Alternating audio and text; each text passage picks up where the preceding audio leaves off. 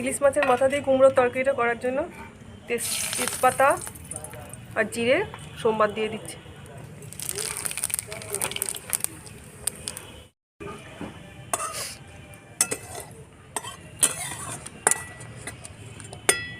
কুমড়োটা এবার দিয়ে দিচ্ছি।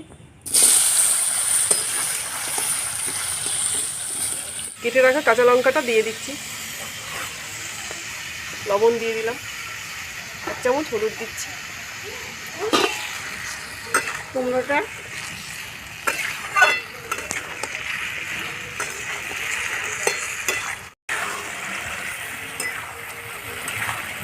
অনেকটা জল শুকিয়ে গেছে। এবার ভেজে রাখা মাছের মাথাটা, ইলিশ মাছের মাথাটা দিয়ে দেবো। ইলিশ মাছের মাথা দিয়ে কুমড়ো দিয়ে তরকারিটা হয়ে গেছে, এবার নামিয়ে দেবো।